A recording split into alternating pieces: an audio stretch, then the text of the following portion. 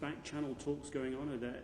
Is there anything that's given you hope? Any talks at the moment? Well, what we are really having now, we are having continuous contact with practically all leaders in the world who are really concerned and very much interested in such a problem. Most of the Europeans. Is there anything there that gives you hope right now? I believe that there is let's say, a real concern that's being expressed by many leaders around the world, and there is a real seriousness that they want to find the solution. And I think today there is a meeting going on at the Security Council, and we believe that we may be able to get the presidential statement in order to really deal with the situation. We know that something was done across the blue line. Yes, we know that. But we know at the same time why this has happened. This is an action that was done across the blue line. Yeah, but what is causing the situation? But if you don't get a strong presidential statement from the United Nations, what are the implications?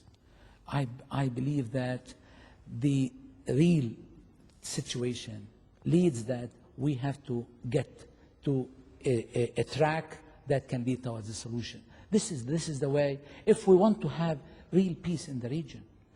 This situation in Lebanon has been taking several forms in the past few years, since the withdrawal of the Israelis in the year 2000. Why the Israelis left these time bombs? Why? Is this crisis dividing your government?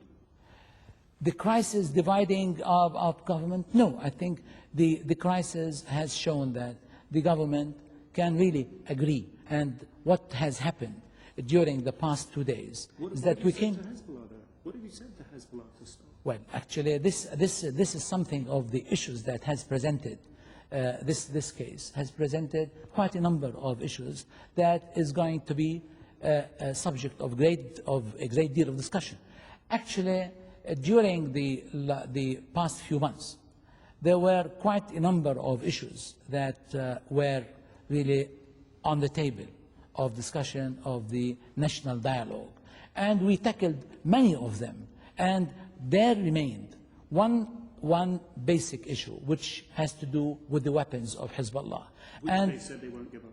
Which they said at one time that they are going to continue to have, let's say, certain operations on the let's say on the Shib'a farms area as a reminder. That was the discussion that really happened. Now, this operation was not an ordinary reminder, and this is the situation which I believe has led to a position by the government saying that we were not aware and we are not to be blamed, and we disavow it. Do you think Lebanon is suffering from the policies of, let's say, Iran and Syria at this time? I don't really exclude the let's say the role that might have played in this respect.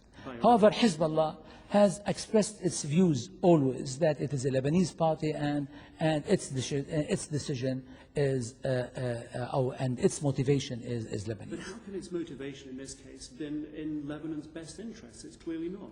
Well, I believe that the decision that was really made this time was not properly calculated in this operation. Why not? Why not? I mean, this is the question that at this point in time, we believe that this will be subject of lots of discussion afterwards. Now, the country is subject to a retaliation that is unacceptable by any standard. It is leading to the crippling of Lebanon in every aspect, and this doesn't help. Let me tell you, this doesn't help peace and stability in the region. How long can the country withstand this blockade? Well, I mean, this is very difficult. But I am in no position to tell you how long this country. I mean, let me tell you something. Let me look at it from the angle of Israelis. Does it really pay Israel to really cripple, finally, a democracy like Lebanon? Does it really help stability in the region? Does it really end by helping the safety and the security of Israel? Let me tell you something. We have learned it the hard way, that the security and safety of any nation is not in the strength and weapons that it really holds. It is in its ability to build good relations with its neighbors.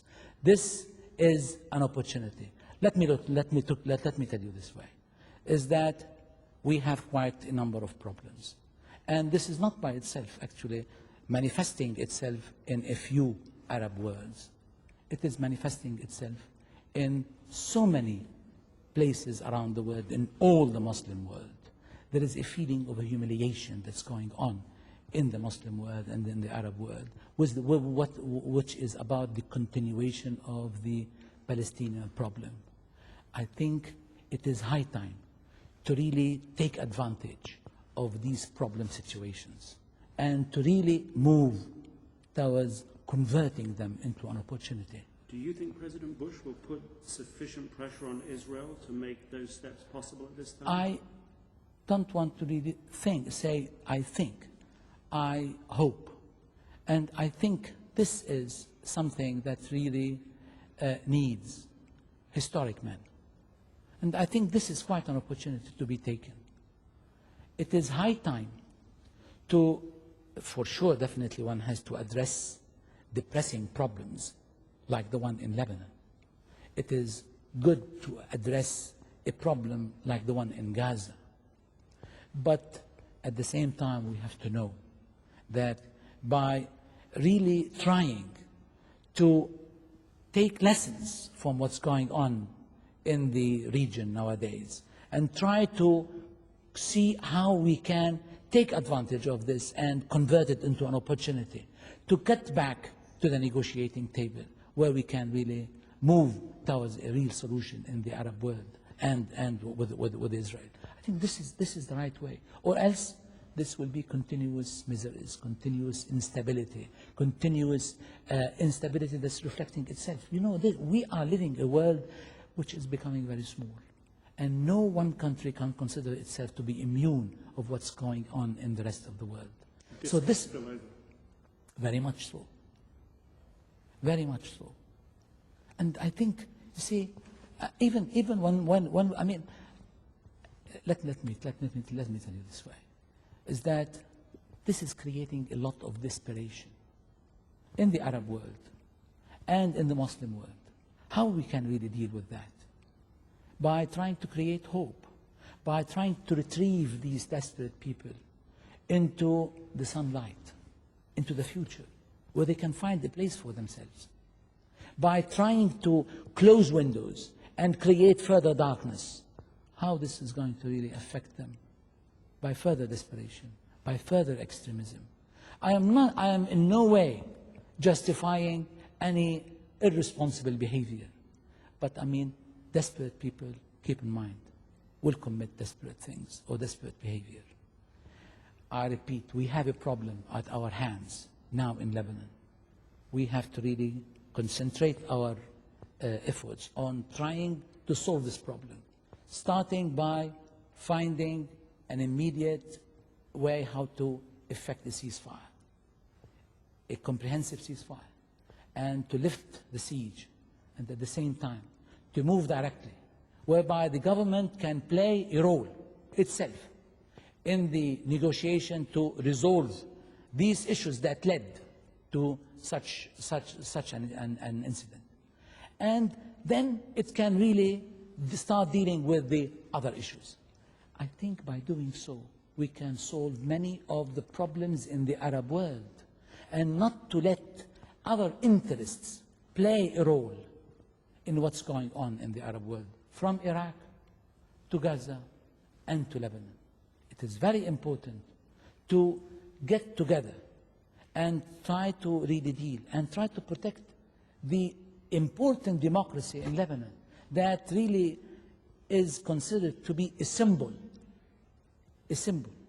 and let's say something that one can learn a lot for other democracies, or for improving the level of democracy in the Arab world. This is something that Lebanon can really give quite a good lesson. Lebanon is a country that is composed of 18 minorities.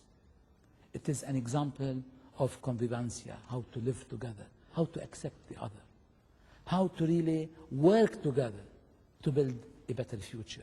I think in the Arab world there is a lot of lessons to be learned from the example of Lebanon. It is not in the interest of any to break this country. This country has a great role to play, not only for itself and for the Lebanese, but for the rest of the Arab world. This is a very big test right now for US influence in the region in the post-Iraq environment, where the United States does not have so much influence here. Well, I think it's not a matter of influence.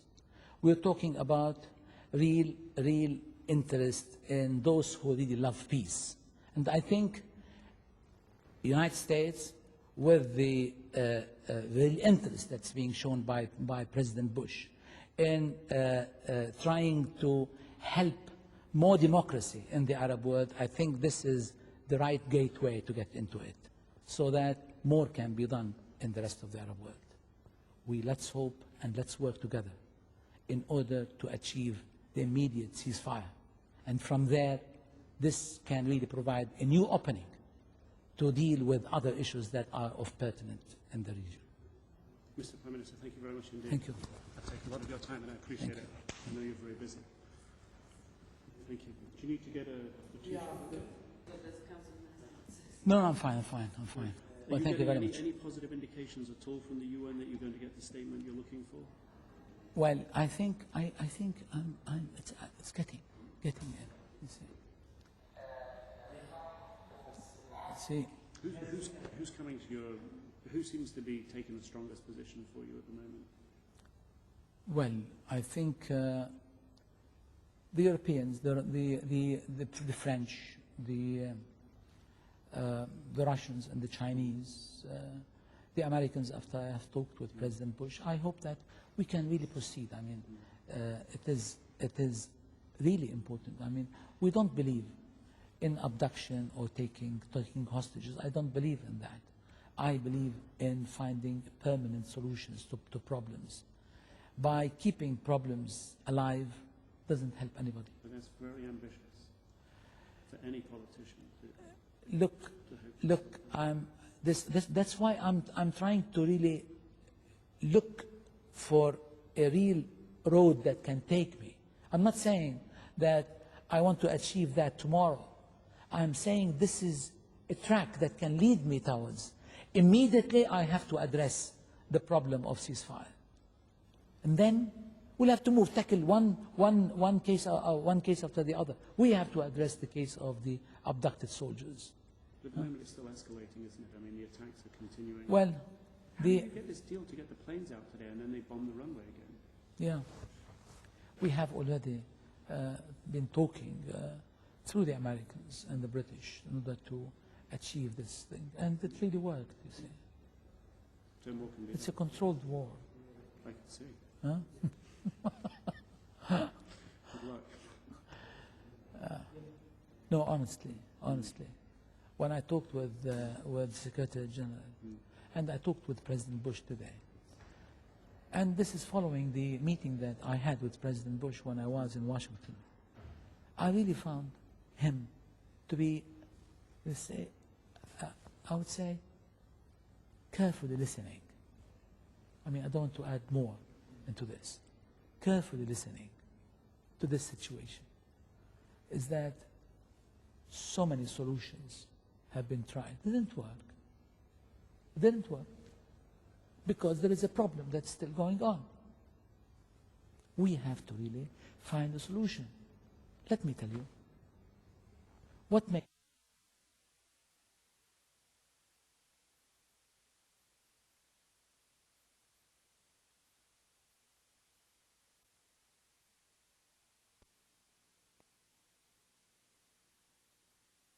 to Igor.